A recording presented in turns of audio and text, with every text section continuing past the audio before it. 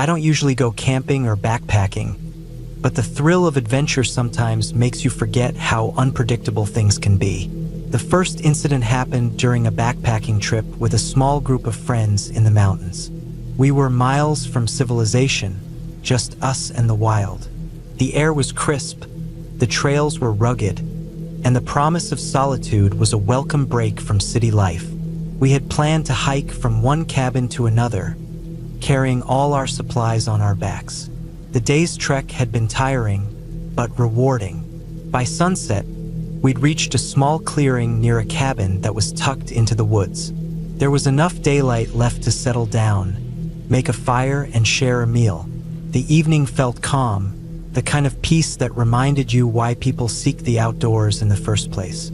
At the cabin, another group had already arrived, and among them was a man who stood out immediately.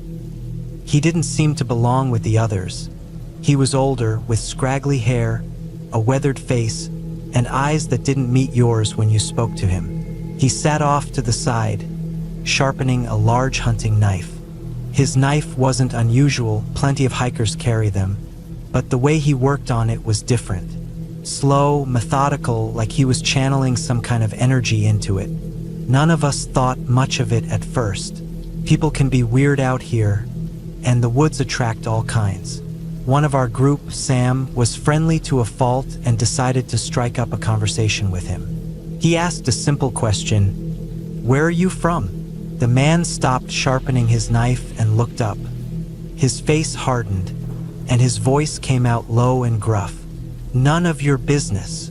That could have been the end of it, but Sam apologized, trying to defuse the tension. Before he could say much else, the man stood up, gripping his knife tightly, and started yelling. He wasn't just annoyed. He was furious, his words a mix of incomprehensible shouting and angry accusations. He stepped closer, brandishing the knife as he ranted about people prying into his life. Our group froze. None of us were prepared for this. We'd been joking about bears and snakes, but nothing had prepared us for a man wielding a knife in the middle of nowhere.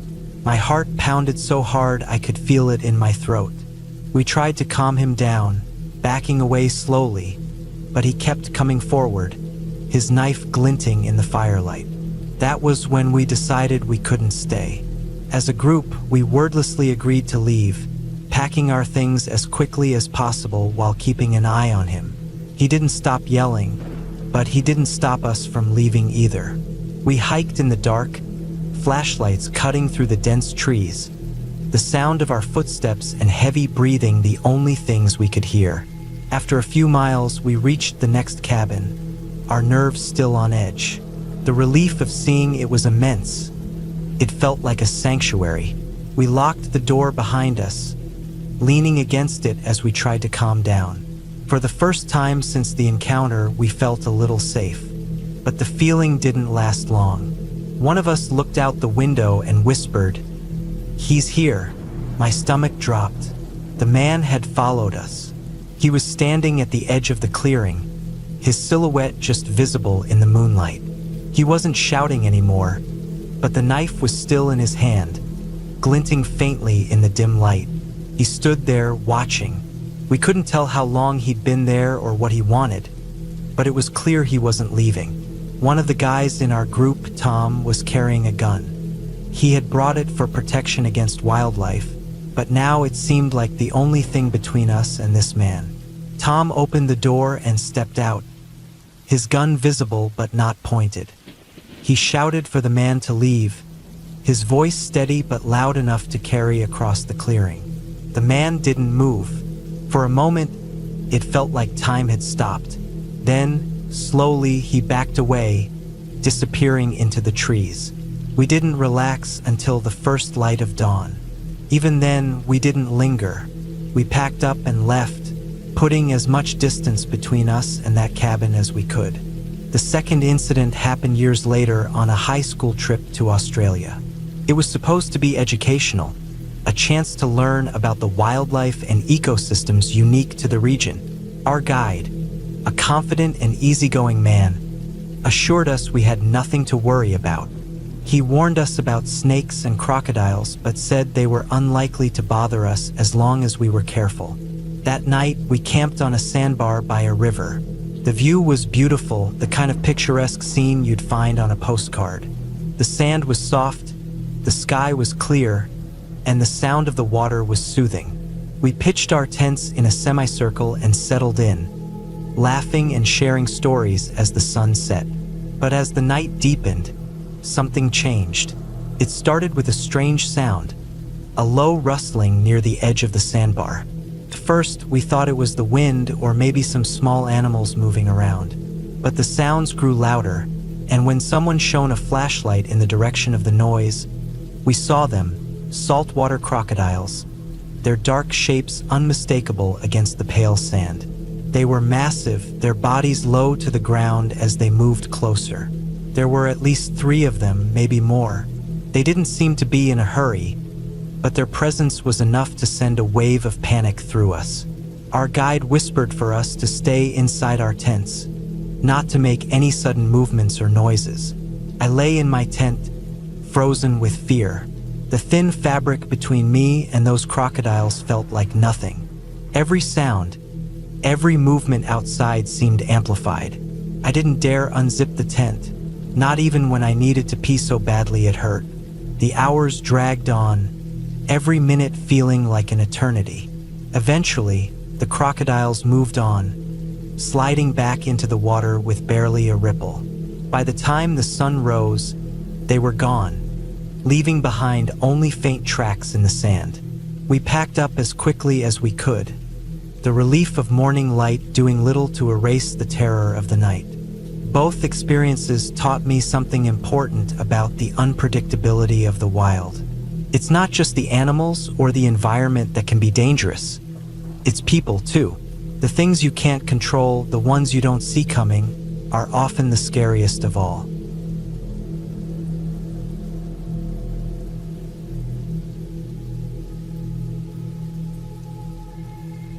I was camping in Vermont with my ex and her parents a few years ago. It was a trip I wasn't particularly looking forward to but couldn't avoid. Her parents were outdoorsy people, the kind who loved hiking, fishing, and spending long weekends in tents surrounded by trees. I, on the other hand, was more of an indoor guy. Sure, I didn't mind the occasional hike or sitting by a fire, but spending nights out in the open wasn't exactly my idea of fun. Still, I tried to make the best of it, knowing it was important to her. Her parents had gotten to the site earlier in the day and had everything set up by the time we arrived. When we pulled into the campsite, their green tent was already up, the fire pit was arranged with stacked nearby, and a couple of folding chairs sat around the fire. It was one of those designated camping areas, not too deep in the woods but far enough away from any town or major road that it felt isolated. You could smell the pine trees and hear the rustling of leaves whenever the breeze passed through. The air was crisp, clean, and slightly cooler than I had expected for early autumn. We unloaded our car, setting up our tent about 20 yards away from theirs, closer to the tree line where the woods grew denser. The ground was covered in fallen leaves, and the smell of damp earth mixed with the faint scent of smoke from the fire they'd already started. It wasn't a bad setup, I had to admit.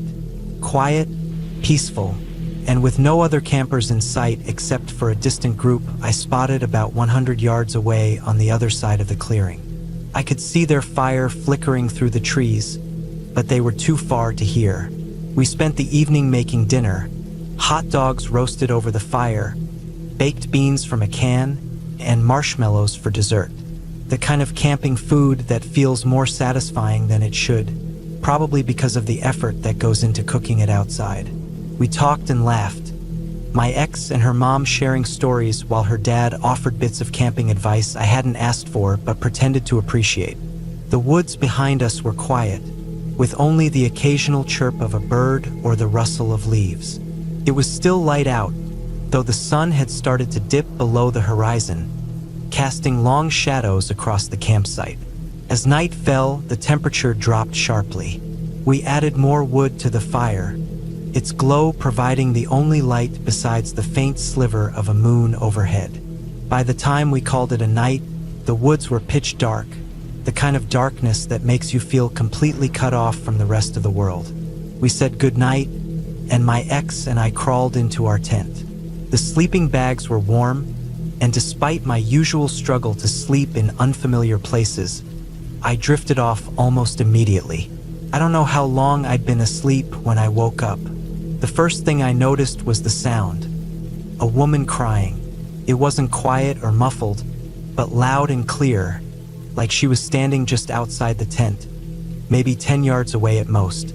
It wasn't a scream either, but a steady, heart-wrenching sobbing. My chest tightened, and I froze, lying completely still in my sleeping bag, listening. My mind raced, trying to make sense of it. It didn't sound like an animal. I'd heard foxes crying before, and this wasn't that. This was a human, a woman. I reached over to shake my ex awake. "Hey!" I whispered, my voice barely audible. She didn't stir. I shook her again, harder this time, but she was out cold, breathing softly and evenly. I felt completely alone in that moment, unsure of what to do. My body was tense, my ears straining to catch every sound. The crying continued, steady and unbroken, as if whoever it was didn't care who might hear them. My bladder ached. I needed to pee, but there was no way I was going outside, not with that sound so close. I lay there, trying to calm myself, telling myself it was nothing. Maybe one of the other campers had wandered off and gotten lost. Maybe someone was playing a prank. But deep down, I didn't believe that. There was something about the crying that didn't feel right. It was too raw, too intense, like the person was in some kind of deep emotional pain. I don't know how long I stayed like that, listening, but eventually, the crying stopped. Just like that, it was gone. The silence that followed was almost worse. I lay awake for what felt like hours, every noise, the rustling of leaves, the distant hoot of an owl, making my heart race. At some point, exhaustion took over and I fell back asleep. When I woke up again, it was dawn. The pale light filtered through the fabric of the tent, and the woods were quiet. My bladder was screaming at me now, so I unzipped the tent and stepped outside. The air was cold, and I shivered, pulling my jacket tighter around me. I walked a few steps toward the trees, glancing in the direction where I thought the crying had come from the night before. There was nothing. No tent, no sign of anyone. Just the woods empty and still. I relieved myself quickly, feeling exposed and uneasy the whole time. The memory of the crying was still fresh in my mind, and the fact that there was no sign of anyone only made it worse. I walked back to the campsite, where her parents were already up, making coffee over the fire. They greeted me cheerfully, oblivious to the unease gnawing at me. I didn't mention what I'd heard. It felt too strange to bring up, and I didn't want them to think I was crazy or trying to scare them. The rest of the trip passed uneventfully. We hiked, fished, and cooked over the fire, but I couldn't shake the feeling of unease. Every time I looked at the woods, I thought of that crying, and every night, I lay awake for hours listening, but it never came back. Even now, years later, I can't explain what happened. Maybe it was just some lost camper, maybe it was my imagination, or maybe it was something else. All I know is that it felt real, too real, and the memory of that sound still sends a chill down my spine.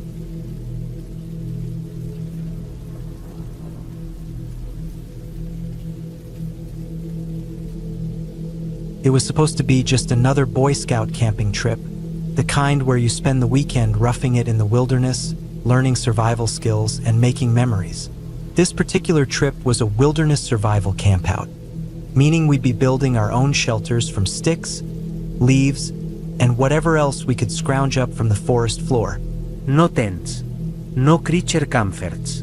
Just us and nature. Our survival campsite was a good mile hike from the main campsite, which had tents, stoves, and all the conveniences that suddenly felt luxurious in comparison. After dinner at the main site around 7 p.m., we decided to head back to our lean-tos. It was already dark by then, the kind of darkness where even a headlamp barely pierces the trees. The adults, for reasons that seemed utterly insane in hindsight, stayed back at the main campsite. I think it was because they hadn't built their own shelters like we had, and they didn't want to sleep under poorly constructed piles of branches. That left about 10 of us, kids ranging from 11 to 16 years old, making the hike back on our own. I was 15 at the time, one of the older ones, which meant I was unofficially responsible for keeping the younger kids in line and making sure nobody wandered off into the woods. We set out single file along a narrow dirt path, our headlamps flickering as they bounced off the trees. The air was cool and damp, carrying the smell of wet leaves and earth. The woods were eerily quiet, apart from the crunch of our boots and the occasional hoot of an owl in the distance.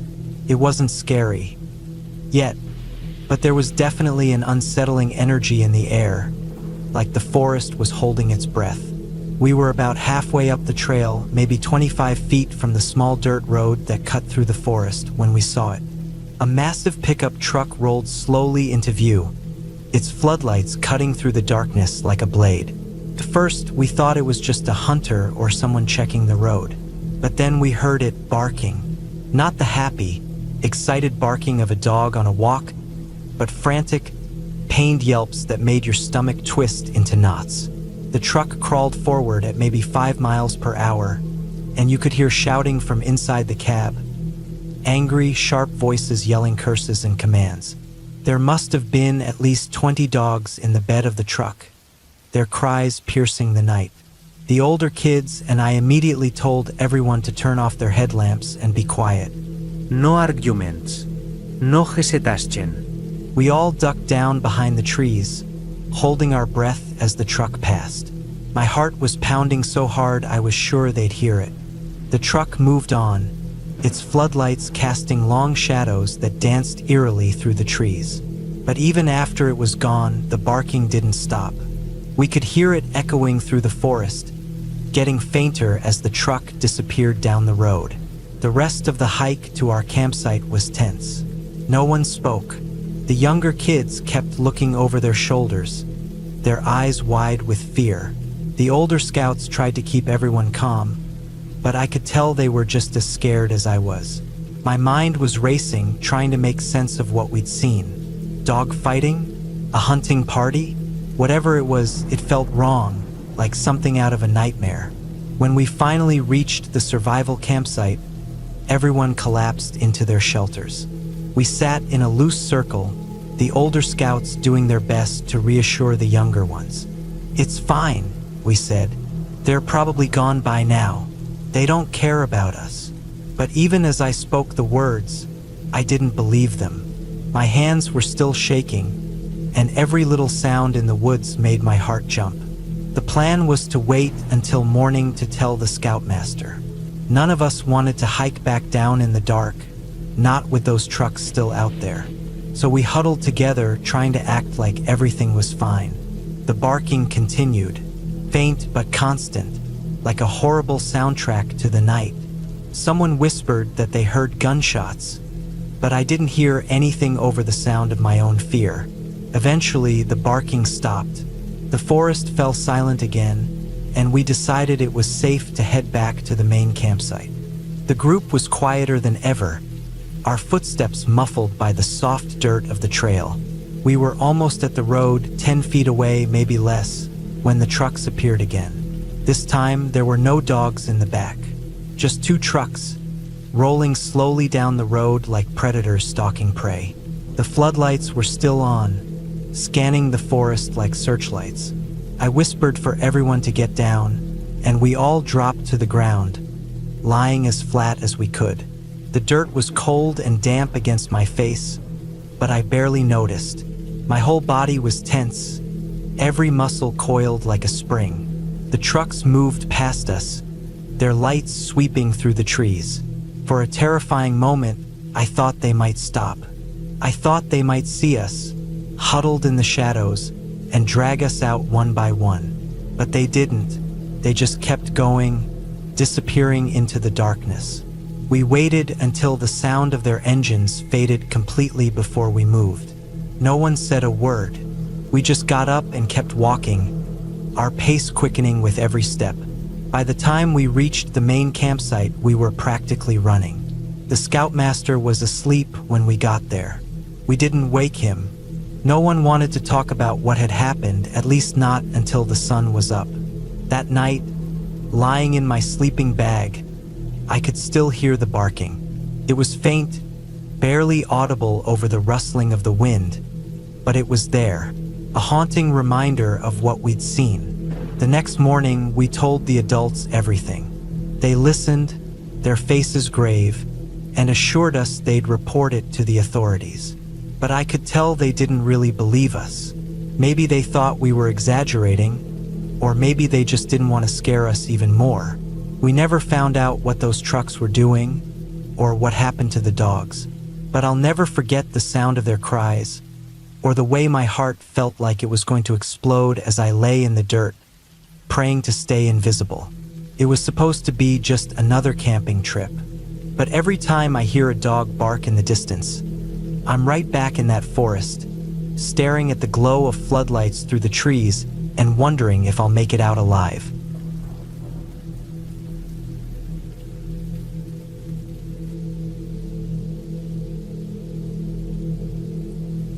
We had planned the trip as a way to escape the noise of the city. It was late September, and most campgrounds were practically empty, with kids back in school and families no longer out for summer vacations. That suited us perfectly. Peaceful nights, no loud groups, and just the sounds of nature. The place we picked was nestled deep in a forest, far from the main road. The kind of place where you could truly feel like you were in the middle of nowhere. After arriving, we set up camp by the edge of a small clearing. Our tent, a standard two-person setup, was positioned just a few feet from the tree line. The surrounding forest was dense and shadowy, even during the day. I remember thinking how quiet it was compared to the usual hum of civilization. By the time we got everything in order, the sun was already starting to dip behind the horizon. The evening chill set in quickly, and we built a small fire to keep warm. Dinner was simple, hot dogs roasted over the flames, washed down with a couple of beers. We chatted quietly, our voices barely more than whispers. It felt wrong to be loud in a place like this, where the silence seemed alive, pressing in from all sides. As darkness fully settled, the forest seemed to transform. The trees, which had looked so peaceful in the daylight, now loomed like dark sentinels. Every rustle of leaves or snap of a twig set my nerves on edge. It wasn't fear exactly, just a heightened awareness of how exposed we were. Eventually, the fire burned down to embers, and the cold seeped deeper into the night. We crawled into the tent, zipped ourselves into sleeping bags, and tried to settle in. Sleep didn't come easy. The stillness outside was almost oppressive, broken only by the occasional distant call of an owl or the faint rustle of wind through the branches. I don't know what time it was when I first woke up. The moonlight filtered through the thin fabric of the tent, casting faint shadows inside. Something had stirred me, a sound, faint but distinct. I held my breath, straining to listen. Then I heard it again, a low, guttural growl, followed by the unmistakable sound of movement just outside the tent. My heart began to race as the reality of our situation sank in. We were miles from anyone, with nothing between us and whatever was out there but a few millimeters of nylon. At first, I thought it might be a bear, but the noises didn't match. It wasn't the heavy snuffling or lumbering movements you'd expect. This was something different, something predatory. And then, out of nowhere, came the scream. It wasn't human, but it was close enough to send a chill down my spine. It was high-pitched, desperate, and filled with agony. The kind of sound that claws its way into your brain and refuses to let go. It was an animal, that much was clear, but I couldn't tell what kind. The sound came from just a foot or two outside the tent. Whatever was happening was terrifyingly close. I froze, paralyzed by fear. Another noise joined the first. A wet, tearing sound, like flesh being ripped apart. My mind raced, trying to make sense of it. Two animals, I realized. One was the victim, the source of those awful screams. The other was the predator, the one tearing it apart. The attack went on for what felt like an eternity. The screams would rise and fall, sometimes almost dying out, only to flare back up as if the poor creature was fighting to survive. It was brutal, primal, and utterly horrifying. I lay there in the dark, every muscle in my body tense. My heart was pounding so hard I was sure whatever was outside could hear it. I didn't dare move, didn't dare make a sound. At some point, I realized I needed to pee. The pressure was unbearable, but the idea of stepping outside the tent was unthinkable. Instead, I grabbed an empty bottle and did what I had to do, all the while keeping my ears tuned to the noises outside. Eventually, the screams stopped. There was a long moment of silence, broken only by the predator's movements. I heard it drag something heavy away, the sound of branches snapping and leaves rustling fading into the distance. I didn't sleep after that. I just lay there, staring at the roof of the tent, replaying the night's events over and over in my mind. The forest seemed unnaturally quiet, as if even the other animals were too scared to make a sound. When dawn finally came, the first rays of sunlight brought a sense of relief. The shadows receded, and the world felt a little less threatening. But the memory of the night lingered, sharp and vivid. Stepping outside the tent, I was greeted by the full aftermath of what had happened. The ground near the tent was stained dark red, a grisly reminder of the violence that had unfolded just feet away from where we slept. There were drag marks leading away into the woods, the grass flattened and smeared with blood. We didn't stick around long after that. We packed up as quickly as we could, both of us too shaken to even speak. As we left, I couldn't help but glance back at the spot where we had camped. Nature is beautiful, but it's also cruel. What I witnessed that night was a raw, unfiltered glimpse of the wild.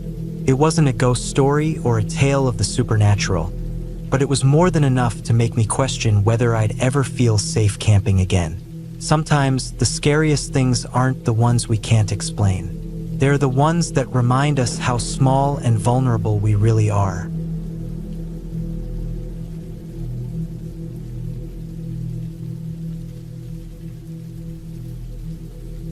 I wasn't there when it happened, but the story still gives me chills. It happened to a friend of my brother, someone he knew well and trusted. My brother said the guy was usually laid back and easygoing, the type who cracked jokes even when things were tense. But when he told this story, there was none of that. My brother said he'd never seen him look so serious. It started years ago when this guy and two of his friends were looking for a house to rent. They were in their early 20s, living for adventure and always chasing the next thrill. Winter was coming, and they wanted to be close to their favorite mountain for snowboarding. They spent most weekends on the slopes, and the idea of being able to wake up, grab their gear, and be on the lifts within the hour was too good to pass up. They scoured listings online and eventually found a place that seemed perfect. It was a small 2-bedroom house on the edge of a quiet town, just a short drive from the mountain. The rent was surprisingly cheap, which made them even more excited. The photos on the listing showed a quaint little house with a decent-sized yard and a barn-like structure out back. It wasn't fancy, but for 3 guys just looking for a place to crash after long days of snowboarding, it seemed ideal. They decided to check it out in person. The listing said the house was vacant, so they figured it wouldn't hurt to stop by and take a look. It was late afternoon when they pulled up to the property. The house was smaller than it looked in the pictures, and the yard was overgrown, with weeds poking through cracks in the driveway. The barn-like structure in the backyard looked weathered, its red paint faded to a dull pink.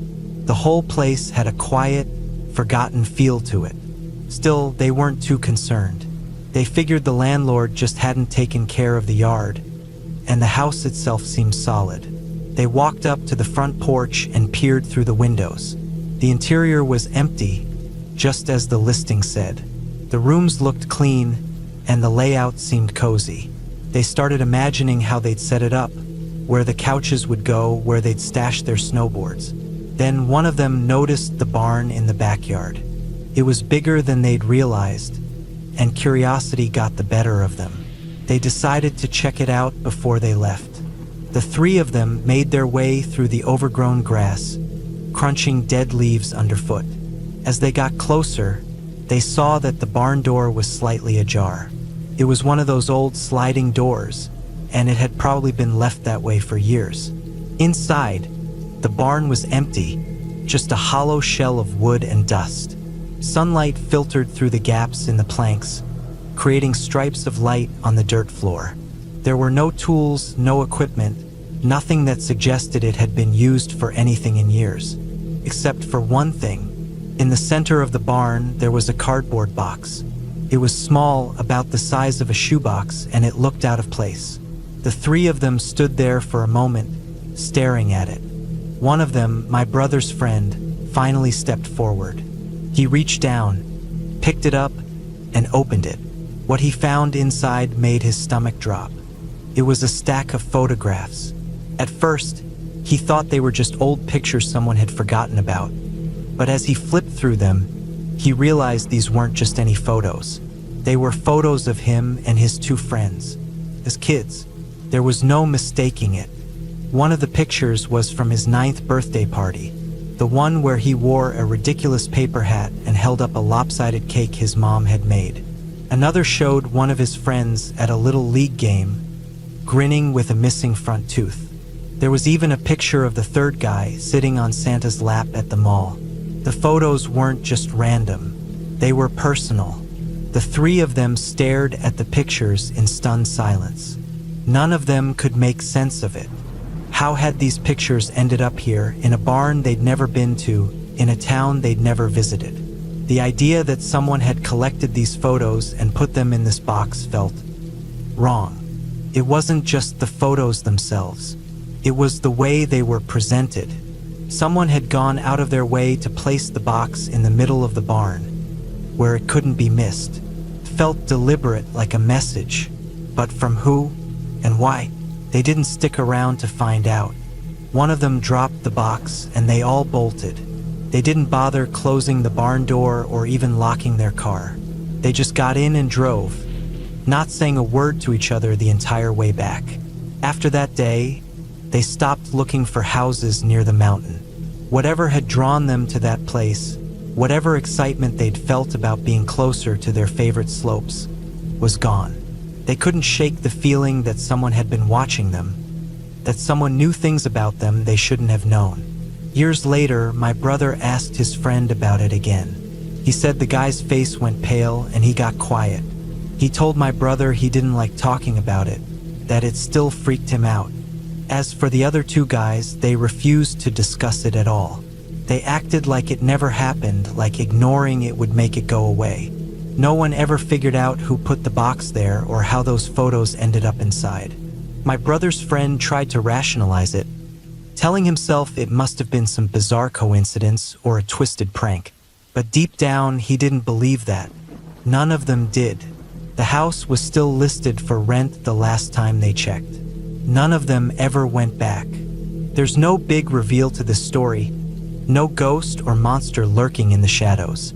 Just a mystery that never got solved, and a lingering sense of unease that refuses to fade.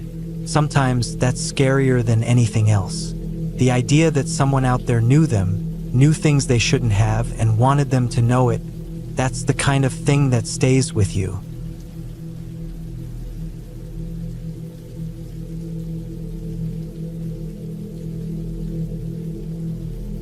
When I was 10 years old, my family went on a camping trip to Yosemite National Park.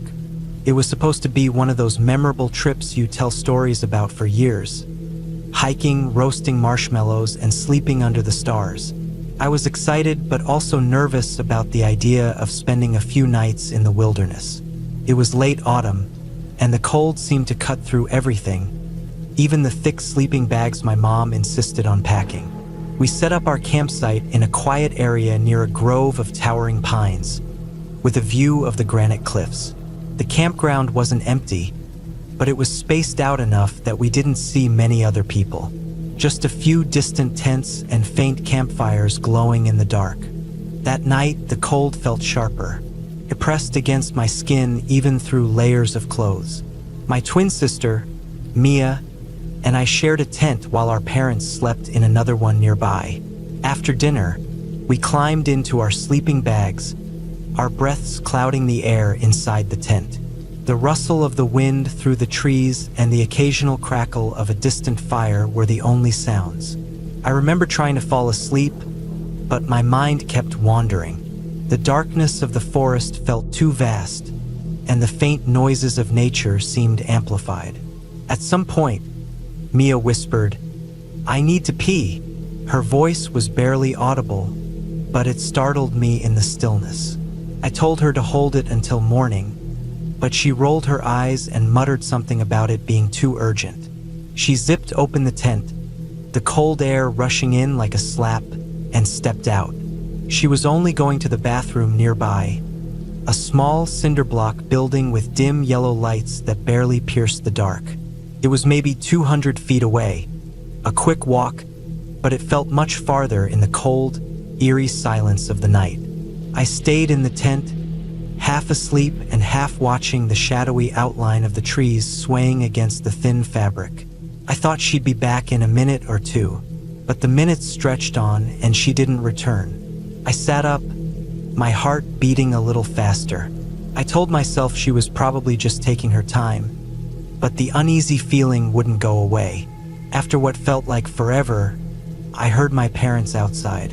My dad's voice was low, asking, "Did Mia come back yet?" My mom's voice, tight with worry, answered, "No, she hasn't." They called her name once or twice, their voices loud and firm but with a hint of fear. When she didn't respond, my dad grabbed a flashlight and they both started toward the bathroom. "Stay in the tent," my mom told me before they left. Her voice was sharp, almost an order. Then they were gone, their footsteps fading into the crunch of gravel.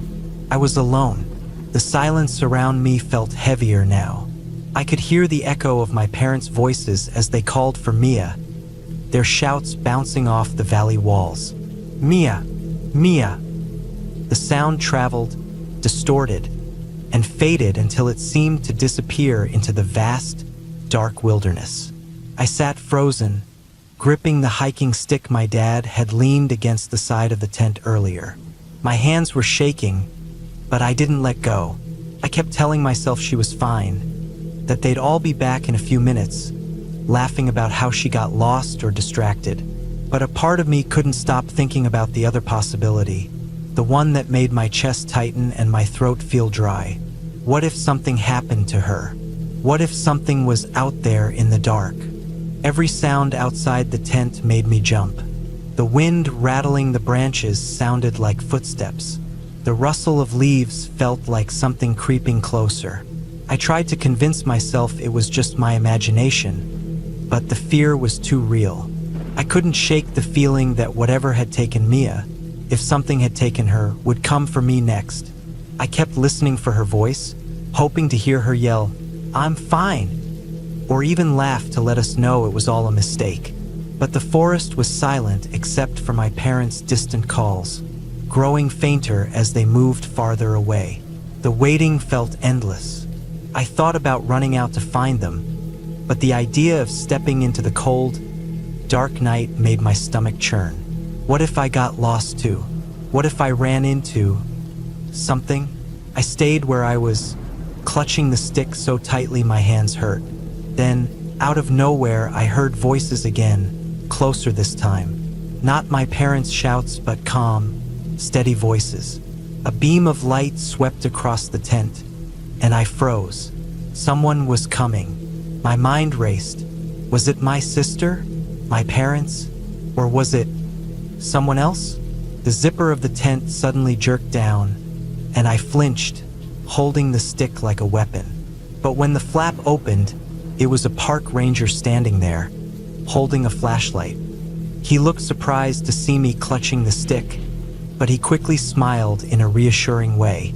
"Your sister's okay," he said simply. "She's with us. Your parents are just behind." The relief was so overwhelming I almost started crying right there. I dropped the stick and crawled out of the tent. Sure enough, Mia was standing a few feet away, looking sheepish. My parents were hurrying up the path, their faces a mix of worry and anger. Turned out Mia had walked out the wrong side of the bathroom and gotten turned around in the dark. She was too embarrassed to yell out for help and ended up wandering until a ranger spotted her. She was fine, just cold and shaken. My parents hugged her tightly, scolding her and thanking the rangers all at once. That night, I lay awake in the tent long after everyone else had fallen asleep. The fear was gone, but the memory of those long, lonely minutes stayed with me. Even now, years later, I can still hear the echo of my parents' voices calling her name and feel the cold grip of the stick in my hands. It's a reminder of how vast and uncaring the wilderness can be, and how easy it is to lose your way, even when safety is just a few steps away.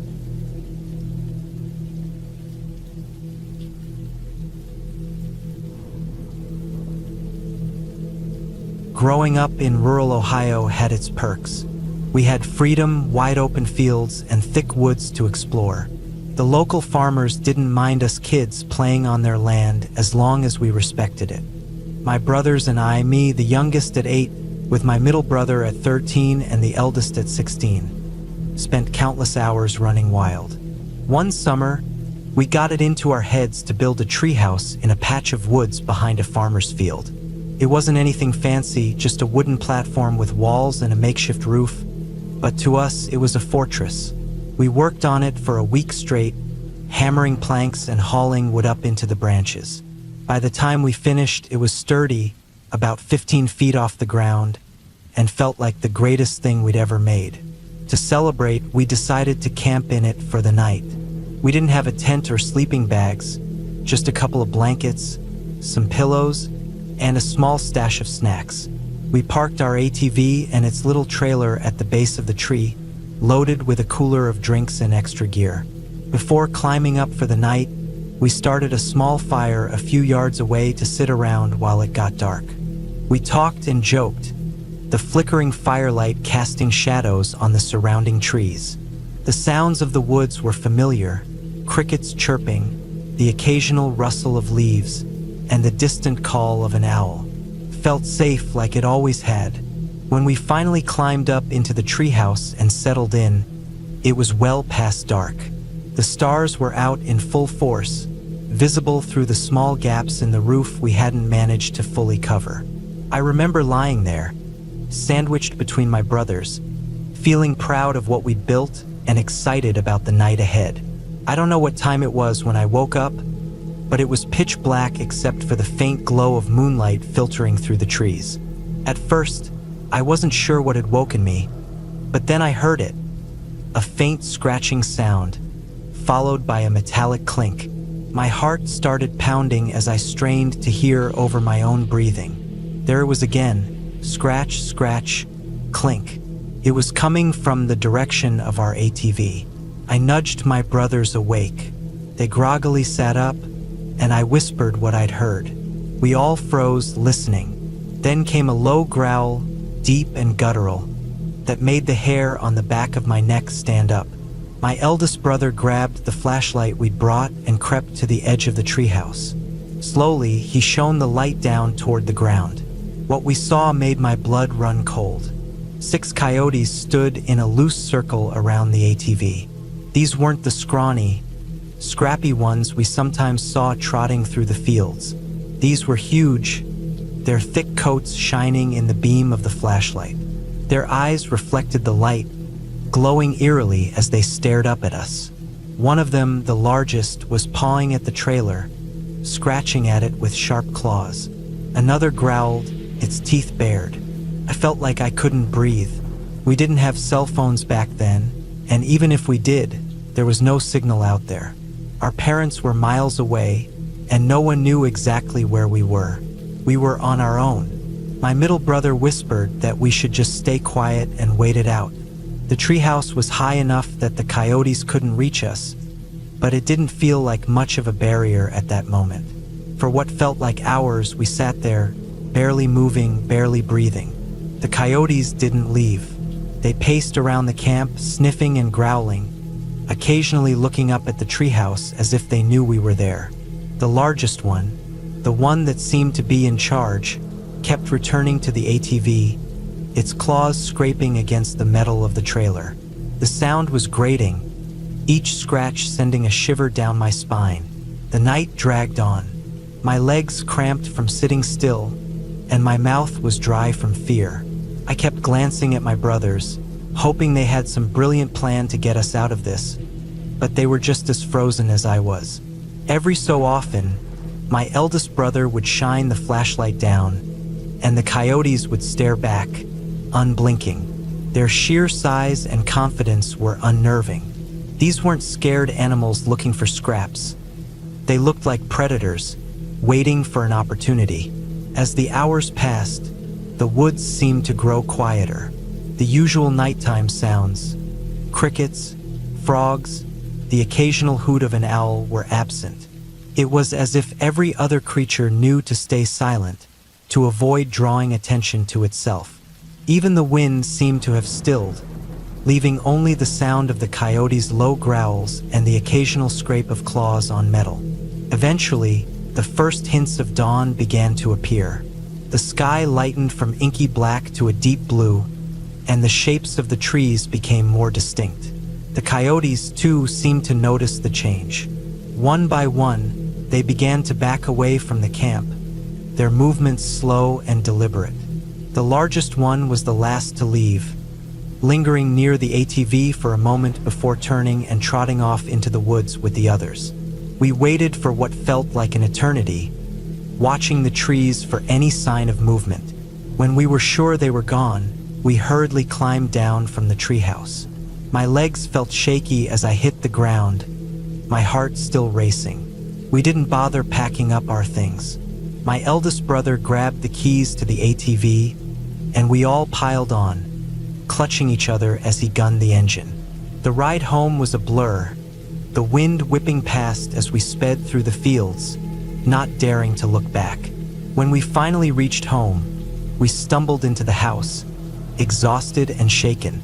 We told our parents what had happened, but I don't think they fully understood how terrifying it had been. To them, it was just a close encounter with some wild animals. But to us, it was a night we'd never forget.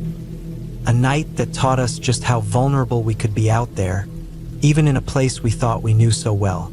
That treehouse stood for a long time after that, but we never camped in it again. Every time I saw it, I thought of those coyotes, their glowing eyes and low growls, and the feeling of being trapped with no way out.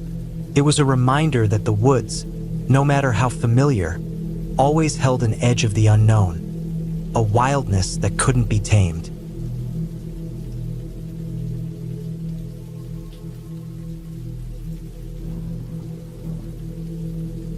It was a cool, late afternoon in the middle of summer when I found myself trudging through the woods near our camping site.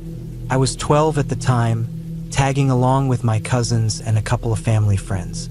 It was one of those trips where the adults handled the cooking and tents while the kids got to explore. The forest was vast, stretching for what felt like forever, and it had that mix of mystery and adventure that only kids could fully appreciate. I'd wandered a bit farther than usual that day. My cousins were more interested in staying close to the creek, skipping stones and half-heartedly trying to catch frogs, but I wanted to see what lay beyond the bend in the trail. Something about the quiet pull of the woods had always fascinated me. I liked the way the sun filtered through the canopy and how the air smelled faintly of moss and pine. The trail wasn't much of a trail at all, more like a deer path winding through underbrush and between towering oaks and pines. I figured I'd go just a bit farther, promising myself I wouldn't stray too far. But promises like that are hard to keep when curiosity starts pulling you along. That's how I came across it. The shed. It was set back a little ways from the path, almost hidden by the trees. It wasn't anything fancy, just a weathered, gray structure, leaning slightly to one side like it was tired of standing. The roof was sagging, and the wood looked like it hadn't seen a fresh coat of paint in decades. It had no windows, just a single wooden door hanging loosely on its hinges. At first, I thought it was abandoned. It didn't look like something anyone had cared about in years. But the closer I got, the more uneasy I started to feel. It wasn't a fear I could explain. More like a quiet tension crawling up the back of my neck. Still, I told myself it was just an old shed. Maybe a hunter had used it once, or someone had kept tools there a long time ago. The door creaked when I pushed it open, the kind of sound that makes you wince and glance over your shoulder. The inside smelled musty, like wet wood and something faintly sour. Sunlight slanted in through the cracks in the walls, lighting up the dust that floated lazily in the air. And then I saw them. Skulls.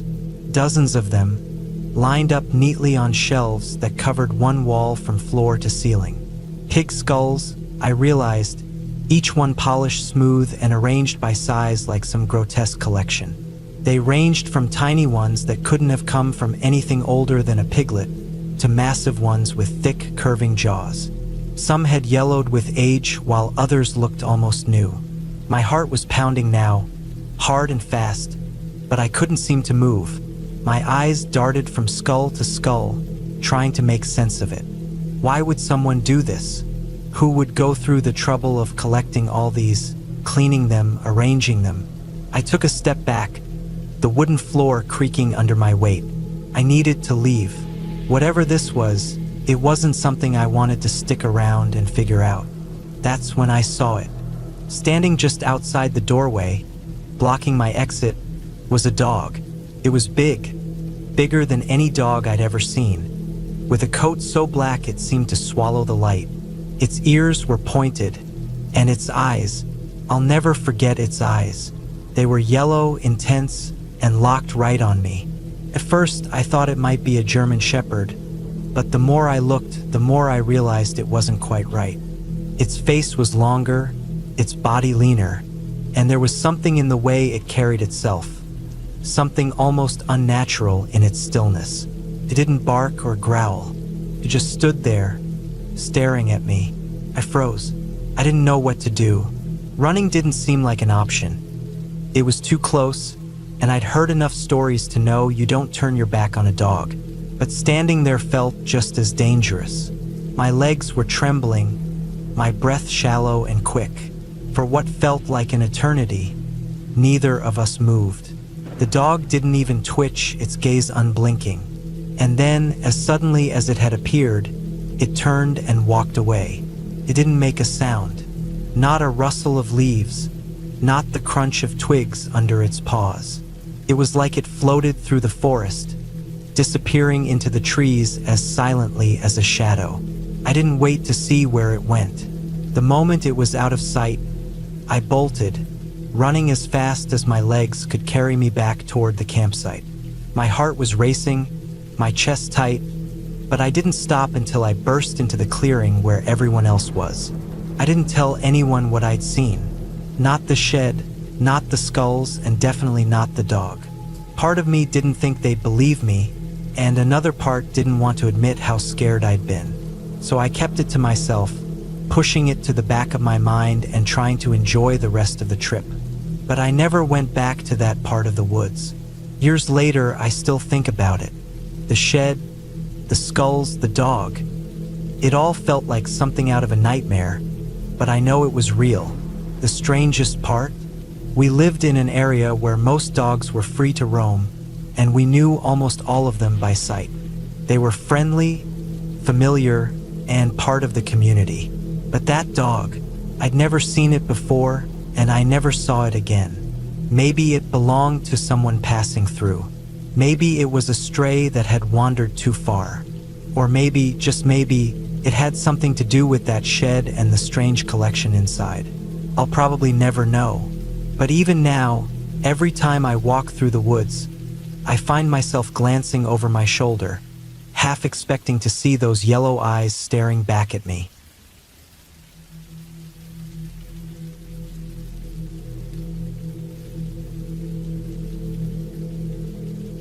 I had been planning this camping trip for weeks. Just a short, peaceful weekend away from everything.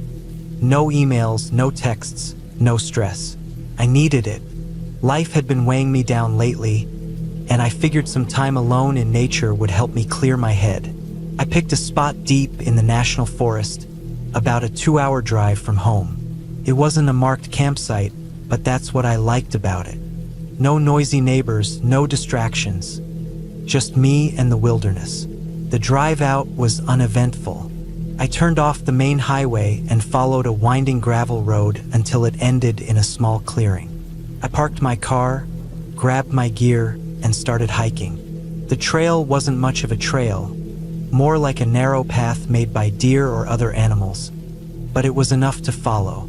The air smelled fresh and clean, a mix of pine and damp earth. I felt lighter with every step, leaving the worries of the world behind me. After about an hour of hiking, I found the perfect spot to set up camp. It was a small clearing surrounded by tall trees, with a stream running nearby. The sound of the water was soothing, and I could already imagine falling asleep to it. I pitched my tent, gathered some firewood, and settled in. By the time the sun started to dip behind the trees, I had a small fire going and dinner cooking. Just a simple can of soup and some bread. As the light faded, the forest came alive with sounds. Crickets chirped, frogs croaked, and occasionally I'd hear the rustle of leaves as some small animal moved through the underbrush. It felt good to be out here, away from everything. I sat by the fire for a while, staring into the flames and listening to the night. Around 10 p.m., I decided to call it a night.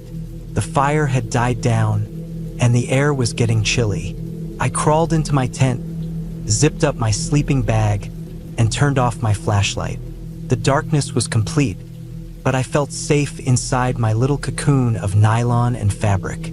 I must have fallen asleep quickly because the next thing I knew, I was waking up. Something had pulled me out of sleep, but I wasn't sure what. I lay there listening. At first, all I could hear was the stream and the usual night sounds. But then I noticed something else. A faint crunching sound, like footsteps on dry leaves. I told myself it was probably an animal, maybe a deer or a raccoon. But the sound didn't stop. It seemed to be moving closer. My heart started to race. I didn't want to panic, but I couldn't ignore the sound. I reached for my flashlight, careful not to make any noise, and clicked it on. The beam of light cut through the darkness, but I didn't see anything. I pointed it toward the trees, sweeping the area around my campsite, but everything looked normal. Still, the sound continued. It was faint but deliberate, like someone or something was walking just beyond the edge of the light. I tried to convince myself it was nothing, but the unease wouldn't go away. Finally, I unzipped the tent and stepped outside, clutching the flashlight like a weapon. "Hello," I called out, my voice sounding small and shaky. No answer, just the stream and the faint crunch of leaves. I scanned the trees again, my pulse pounding in my ears. After a few minutes, the sound stopped. The silence was almost worse. I stood there for what felt like forever, waiting, but nothing happened. Eventually, I convinced myself to go back inside. I zipped up the tent and lay down, but sleep didn't come easily. Every little noise made me jump. I must have dozed off again because I woke up to the sound of something brushing against the side of the tent. My blood ran cold. It wasn't the wind, it was too deliberate, too close. I held my breath, straining to hear. The brushing sound came again, followed by a soft thud, like something being dropped nearby. I didn't dare move. Minutes passed, then hours. I didn't sleep. I just lay there, every muscle tense, listening to the sounds of the forest. At some point, the noises stopped, but the fear didn't. I waited until the first light of dawn before I finally unzipped the tent and stepped outside. The campsite looked normal at first glance.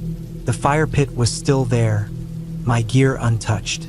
But then I saw it, a single muddy footprint right next to the tent. It wasn't huge, but it was unmistakably human. My stomach dropped. Whoever or whatever had been out here last night had been close. Too close. I didn't waste any time packing up. My hands shook as I stuffed my sleeping bag and tent into my backpack. The whole time, I felt like I was being watched. The woods, which had felt so peaceful the day before, now seemed sinister. Every shadow, every rustle of leaves, made my heart race. The hike back to my car was the longest hour of my life. I kept looking over my shoulder, half expecting to see someone following me. But the trail was empty as far as I could tell. When I finally reached the clearing where I'd parked, I practically ran to the car. I threw my gear in the back, jumped in, and locked the doors. As I drove away, I couldn't shake the feeling that I wasn't alone. Even now, sitting here and writing this, I can't explain what happened. Maybe it was just a prank, some local kids messing around. Or maybe it was something else, something I don't want to think about. All I know is that I won't be going back to those woods anytime soon. For a while, I couldn't sleep without the lights on. Every little sound made me jump. It's better now, but that night changed me. I used to love camping, the solitude, the peace. Now I can't help but wonder what might be out there, watching, waiting,